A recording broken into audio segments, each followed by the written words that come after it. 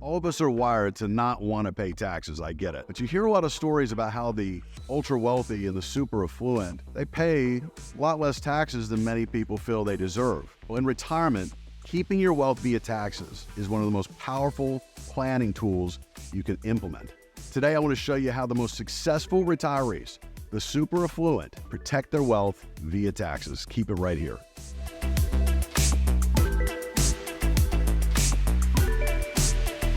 Good day, everybody. Chris Erline here of REAP Financial, host of Retire Ready TV on KXAN and host of Wealth Radio. Every Saturday, 11 a.m., we're live on KLBJ. Thanks for tuning in today. If you like our channel, hit the subscribe button down below. All right, today let's dive into how to harness some of the tax saving strategies that the ultra affluent, the super wealthy use. Many of these strategies are implemented in our family's plans at REAP Financial. And believe it or not, you don't have to have $50 and $100 million to take advantage of these type of planning strategies. So as we dive in, number one, consider unique investment products. When you think about your portfolio, it's probably comprised of stocks, bonds, maybe mutual funds. On a retail investment scale, most investors, as they're working through their careers and growing their net worth, they're investing in mutual funds. Mutual funds are a great tool to be diversified, but there's other types of investments called exchange traded funds. And when we compare those on a retail and institutional level, typically on an institutional level where more wealthy families invest, they're not utilizing mutual funds. And that's because there's a lot of hidden fees come mutual funds. There's 12B1 fees, there's management fees, there can be commissions, and they call them loads when you're getting in and out of these things. And so there's quite a bit of gotchas when it comes to mutual funds, but really my most critical part about mutual funds is they can create a lot of tax inefficiency. The manager of the fund could be buying and selling. You don't know about it. However, those gains, those losses may be showing up on your tax return. So again, in getting control of your taxes, keeping more of your wealth, you want to know what's going on in your investments. Exchange traded funds can be more tax efficient. They generally are more affordable. Be looking at potentially something of that sort. When I'm also talking about stock market investments, there's ways to invest and not be swimming naked. There's things called buffered ETFs, and many of our successful families utilize these. You can be in the market, have downside protection. Let's say you got a 10% buffer on your ETF and the market falls 12. Well, in that case, you're only down 2.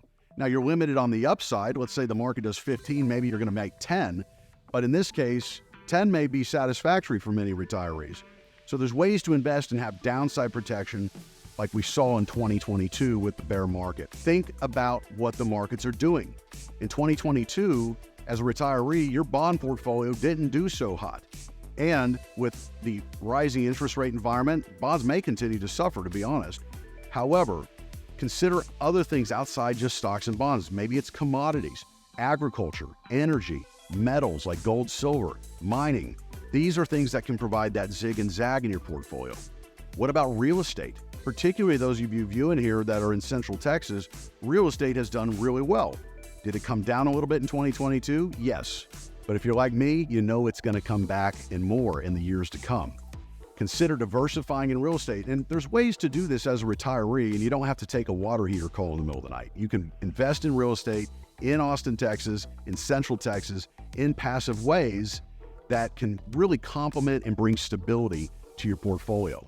Another tool that many successful families use are called multi-year guarantee annuities, MYGA, MYGAs.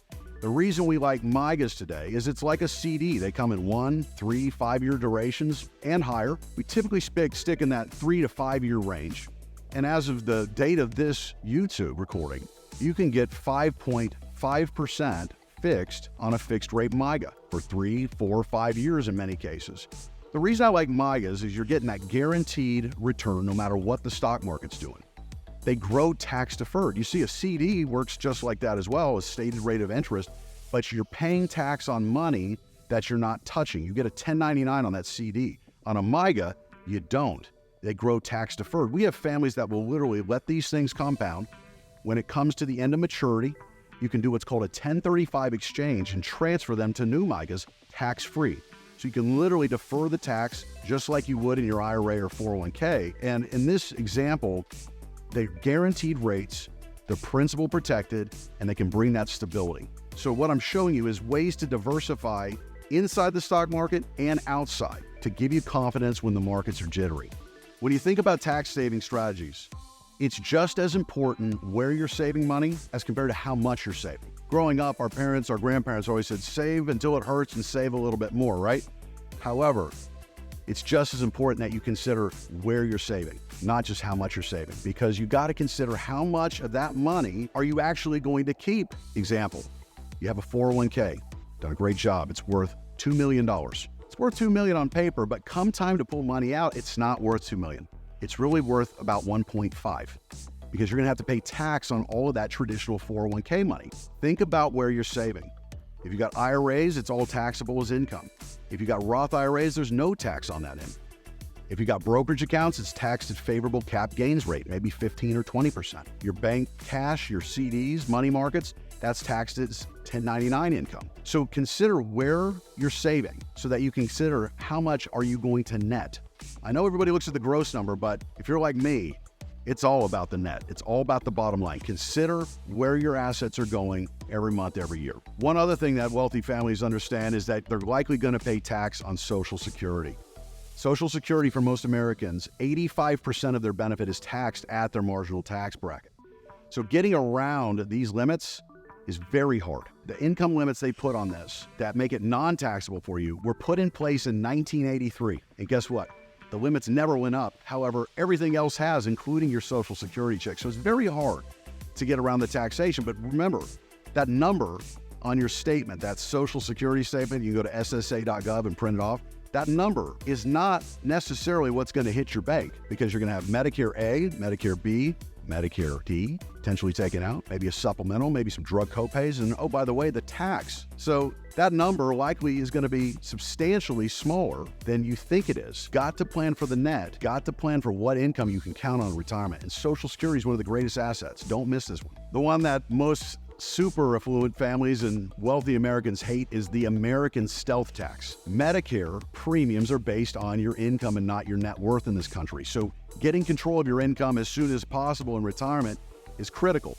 We have families that literally pay $600 per month per person when their neighbor's paying about $200 a month per person. Think about that. Not only just over the months and the years, but over a 30-year retirement career, it can be hundreds of thousands of dollars more for the same coverage your neighbor's getting because you did a good job of saving. Again, it's not necessarily a tax, but in my opinion, it is because you're giving more money back to the government for the same thing. Get control of that income. The most successful retirees generally have a lot of money in IRAs and 401ks. That's where you saved through all your working career, and that money has never been taxed. Well, come age 73 for many of you, and if you're born after 1960, now age 75, when you hit those magic ages, the government comes knocking, you got to start pulling money out of these IRAs and 401ks. It's called a required minimum distribution. And you may be thinking, well, I'm probably going to need to live on money in retirement. Probably want to take money out of my IRAs. That's true. But if you've done a good job of saving, your required distribution could be $80,000. It could be $180,000. It could be $250,000. It's all based on your age and the size of your IRAs. You may not need $150,000. You may not need $230,000, whatever your RMD number is. And if you don't need it, you're still forced to take it, and it's all taxed at income. So what we see happen is families will be in a 12% tax bracket, life's good, and then they hit age 73, that RMD must come out, and now they're in a 24%. Or they've been hanging out in a 22% bracket for many years, that RMD kicks in, and now they're in a 35%. It's not just tax now on the IRA, it's more taxes going back from your Social Security check. Your Medicare premiums maybe jump $100, $200 a month. You can see how this can take a real lasting toll on your net worth and the longevity of your portfolio. Never forget about the Medicare stealth tax. And lastly, all of us have heard about investment diversification. Consider tax diversification. This is one of the most critical pieces of a successful plan because you're saving and living on this money in retirement. You want to keep as much as possible, but the sooner you can understand tax diversification, the better. Because all the money that you have in different accounts is typically going to be taxed differently. Some is always taxed, some is sometimes taxed, and some is never taxed. Obviously, we like the never taxed. But see, to get money in the never taxed buckets like Roth IRAs, Roth 401ks, you don't get a tax deduction today. And our financial religion is to not pay tax today. So we generally front load, we put more money in the accounts each year that can help us get a tax break come April. But a lot of families get late in retirement and they go, why didn't we know this? Why didn't we start saving in other type of accounts so that we could garner more control of our tax bracket? So if you're in your 50s, if you're in your 40s, your 30s, it's critical that you invest and save in a tax diversified way. And don't get me wrong, if you're 63, 65, and you don't have much or any money in Roth IRAs, it's not too late. You can do what's called Roth conversions. You can start taking money systematically, strategically out of these IRAs and 401ks and putting it into Roths. There's no age limit.